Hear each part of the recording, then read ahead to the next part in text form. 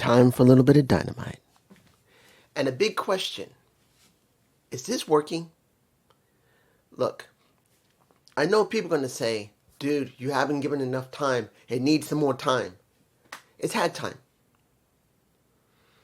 And the way it looks, you begin to question, is the main event going to work?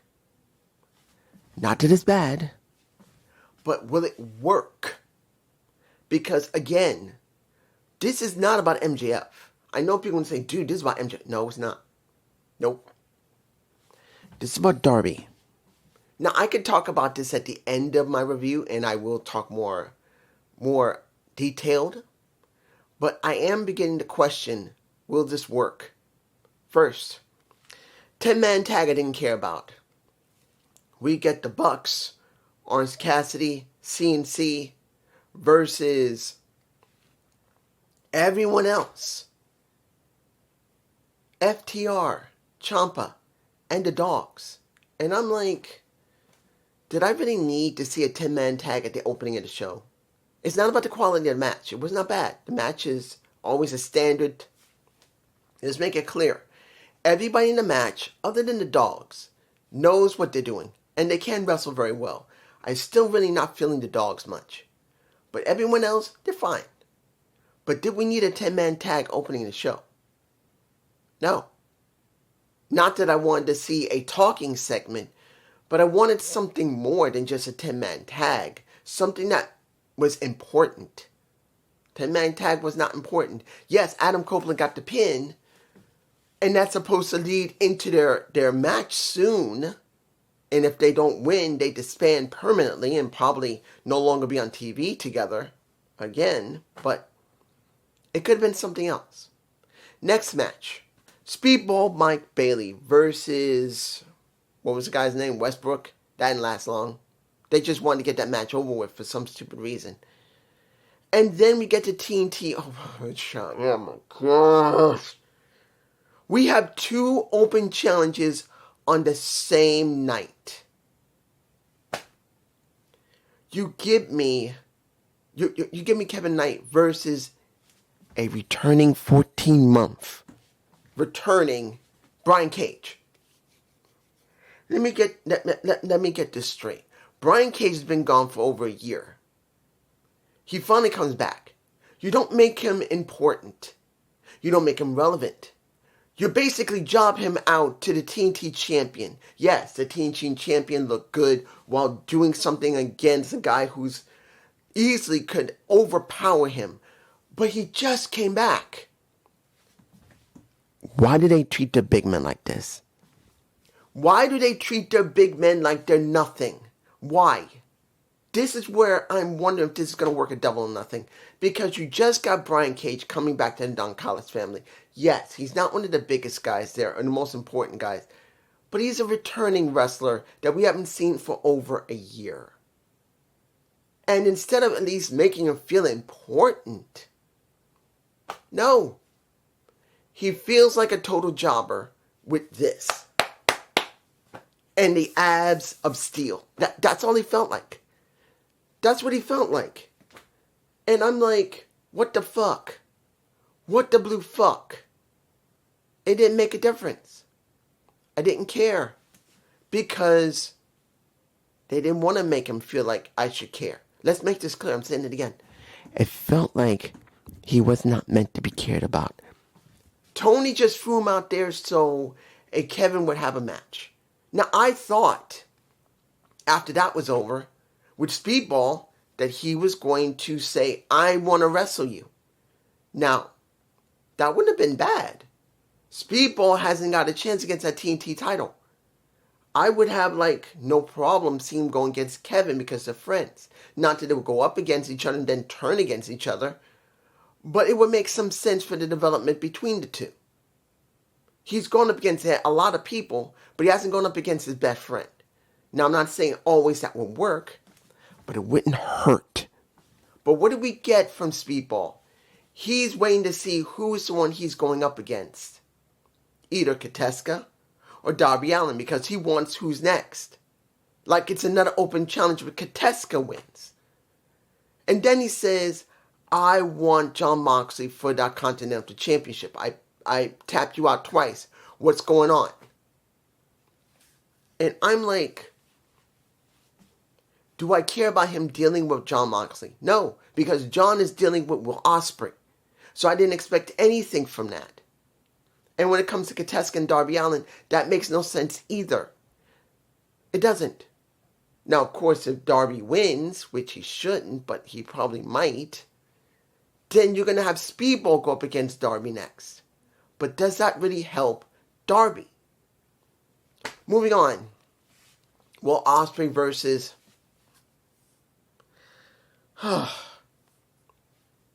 the hits keep getting better.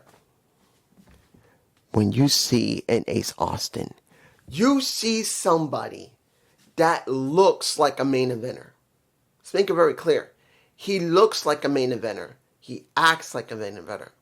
He just needs to be booked like a main eventer. He's never been a world champion. He's been an X Division champion. He's been a tag champion. He's never been a world champion. He does have to look like he can make it work. And when you see him wrestle against a Will Ospreay, and I think that was the best match of the night, that's just me, you can see how good of a wrestler he is. Because he is damn good. But then, for me personally, seeing what he's gone through so far, that he's had maybe 1 or 2 wins on what? Maybe Collision, maybe? Or maybe he's actually had wins on ROH. He comes to the main roster of Dynamite. I haven't seen him win once. A guy that has the look. He can talk. He wrestles very well, but he's doing nothing. You know who he reminds me of? Pac. Pac has the look. He can talk. He wrestles very well, and they do nothing with him. And Pac, my boy Pac, he's the best one there for me. That's the one I like the most. He's my favorite wrestler, Pac. He is. The Bastard is my favorite wrestler. But he never gets anywhere. He's had minor titles in AEW. That's all he's done. Not much different in WWE when he did run there. When it was Neville. Moving on. Here's where you wonder how far they're going with this story of Hiro Kushida. Hiro Kushida working with the Brawling Birds versus the Triangle of Madness. What was this really? What did we really get here? What? The end of the match, you get Tekla nailing in the face. Who was it? I can't remember who got nailed in the face. I think it was Hayter. And the Brawling Birds and Shida win. But then when the beatdown happens, guess what? Hiro Kushida walks away. You get Willing Nightingale, Thunder Rosa, and Miya Shirakawa coming out to help them. A ref gets sprayed in the face by Julia Hart, her blue mist. Psst. But what does this really mean? What are we really getting? Now, supposedly a Double or Nothing. I believe a Double or Nothing. She's going to have a match, Tekla, but I'm not sure. And I think next week, unless this is happening in Double or Nothing, there's going to be a tag match again where you're going to have, who was it? Tekla and somebody else. With Hiro Kushida and I can't remember if it is Tekla with somebody else when it comes to Chris Statlander and Hiro Kushida. What are we really getting here? Is it going to be Hiro Kushida that's going to basically betray a Chris Statlander and that's the only story we have? What about Tekla? The woman's the world champion. Shouldn't she have some type of story? Unless it's me. Don't know, you guys, tell me below. Darby Allin versus Kateska. Hard-hitting match. We got a lot of bleeding from Darby from the mouth. And he wins. Now, the match quality was not bad. It's a Darby... Look, Darby's Darby. Kateska. They both can wrestle very well. They both do wrestle very well. If you like the Smash Mouth style of Darby Allin and you like the strong style of Kateska, it was fine. After that, I felt it was freaking rushed. This felt rushed. that legitimately, after the match was over, instead of having, I'm not saying it would have been great having Tony Schiavone get into ring with that contract. That would have been all right. But then you literally have Darby in the ring, and then you have the handlers coming into the ring and throwing the table in the ring with 2 chairs within less than a minute. That feels rushed. This feels so rushed. This is where I'm questioning, is this going to actually work? Because this has been condensed so heavily. You could have done this next week. Yeah, I'm not saying that was the greatest way to do it, but you could have done this next week before Double or Nothing. But this is what we're getting. And I'm like, what the fuck? And then Darby, who's drooling blood from his mouth, a long wad of snot, holding from his snot or spit from his head, from his neck, from his chin, just on the table, going with spit blood on his chin when he finally talks. This doesn't even feel important. This feels rushed. And yes, I'm going to make it clear. Did MJF sound well? Yes, he did. He made it very clear this is your 15 minutes of fame. He pretty much regurgitated the same thing he did before, which wasn't bad. But the problem for me is this, and I don't know you guys, but this is me. If you're trying to make this feel important about MJF, and then you have MJF in the beginning of this show looking at a whole bunch of bald people all lined up, and that felt so... Guys, if you like that segment, more power to you. I did not like it. You have more than 10 to 20 people who were bald showing up. And if it was done throughout the night, at least 1 or 2 guys, that would have been all right. But everyone that you got on the roster, and anyone that was in the back, and anyone that they could find to show up that was bald or balding, I'm like, it was lost after the first 2 or 3 guys. Done. They went too far with it. Not because, look, I'm balding. I'm fine with it. Okay? I know I'm going to lose all my hair when I hit maybe 60 or something. I'm surprised I even have any hair in my head right now. But the point here is this. You overdid the balding thing. You overdid it. It lost its moment when you did it. You lost it. You did. You legitimately lost it. When you had so many guys come out and MJF was walking by them. You went too far with it. And it sucked so bad. The only thing that was semi-alright was the Will Ospreay's match. And what happened with the Ops and the Death Riders. And Moxley. Now, let me explain this. Before I finish up with, is this the wisest thing? I know, flat out, that this Moxley situation should have ended months ago. He should have been gone. But they dragged it out, and now they included Will Ospreay. Now, the story of Will is a question. What is he going to do? Yes, he's taken the tools that Mox and the rest of the Death Riders are giving him, and they have made it about, you want to show how dangerous you are? We'll give you the tools, then you do it on your damn own. And then the Ops saying that instead of you being brainwashed, we're not going to brainwash you, even though they want to brainwash him. And now you have Will deciding, does he want to stay with the Death Riders or he want to go with the Ops?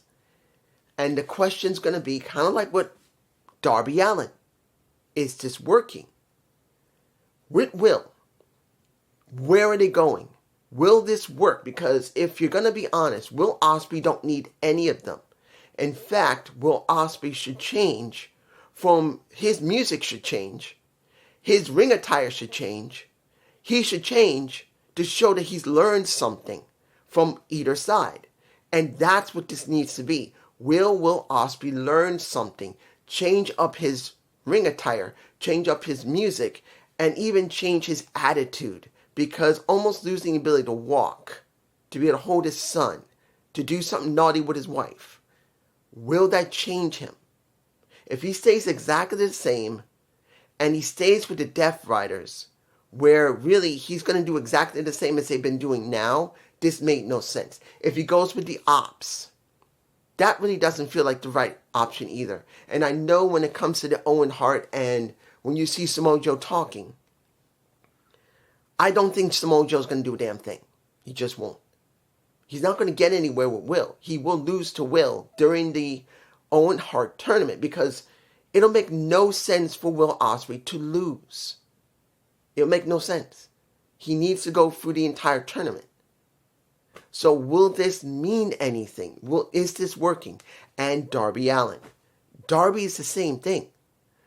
Because remember, it doesn't make a difference if MJF loses his hair or keeps his hair. It doesn't matter. This is about Darby. Is Tony Khan, after they gave Darby that damn title, are they going to do the right thing with him? And when he loses that title, will he stay in the main event? Because they have a tendency, if you're going to put you somewhere, the moment you're done, they drop you. And Darby can't be dropped at this point. They have made it all about Darby for months, particularly when he went to Mount Everest, got hit by the bus in New York City, my own stomping grounds. Everything that's happened, they made sure people knew how tough Darby was. When he went to Mount Everest and could have died there, when he got hit by the bus there, when he got hurt again, then when he came back, defeated Moxley, now became world champion. They must continue doing something with him. It's not the point if we like it. I want to make this clear. This is not about the point if you like him. This is about the showing. This is about showing the company, everyone in the company, all the wrestlers, the writing team, everything, that Tony Khan can make a decision that he can stick with instead of just 100% dropping someone like a hot potato, like Vince McMahon would. Because that's what's been happening in his company. He brings people in, let them have great matches, and then he drops them, leaving them in hell. Look at Ciampa now. Ciampa's working with FTR. He became TNT champion and he's now not even touching that damn title. It doesn't make a difference. And yes, he's going to work with Mark Briscoe again because the conglomeration's back with Mark. But it does not mean that's the wisest thing to do. You bring in new people. You don't just throw titles. You can't, guys. You can't just keep bringing people into this company, giving them amazing matches, and then do nothing with them. Giving them a title and do nothing with them. Yeah, you pay them this, but you do nothing with them. Sooner or later, people will get resentful. And yes, we know WWE is doing pay cuts. Half the money that you make is now being requested for you to take if you want to stay in the company. If you don't, you can be released. And I know people are going to say, well, I'm not doing that. I'm going to stay where I am. I'm going to make sure I have my money and do matches. But doing that's going to make some people resentful. And it's not about the wrestlers. It's about the fans. The fans. And I know one of the people who watches me says Collision is great. Well, guess what? The ratings are down again. You can love them all you want. But if the ratings are down, people are not satisfied with Collision. They're not satisfied with the storylines. They're not satisfied. They want more than just matches. And if you, my friend, you know who you are. You know who you are. And I'm expecting you to leave a message saying you don't understand. You're acting like JD and Alex about that you just don't like it. No. If you know me as well as you've been watching me for years. If you supposedly say every single time, and this is not meant to oust you and try to disrespect, I'm not. You said that we have a lot of the same type of thought in common. But if you really know me, you know I'm doing this out of love for that damn company. And I'm being honest. I'm telling you, this is not working on Collision. It just doesn't work. And now what is going on with Darby and Will Ospreay is a question, will it work? Will this work? Because if they don't make it work, it's going to make it worse for people. I'm a wrestling reviewer, guys. This is not just me loving the product of pro wrestling. I'm reviewing this and giving a fair, very fair evaluation of it. And it's a big question if this makes any sense. This, in a sense, you could say could possibly be better than WWE because legitimately WWE is not really giving you pro wrestling. They're giving a watered down version of it where you have to pay huge amounts of money just to see it. Here, you're getting a lot of wrestling, but it's not better. It needs to be balanced. And if Tony can't prove that he can balance storylines, he's going to be in the same situation as WWE is. They're going to fall off eventually. But this is just me. Peace.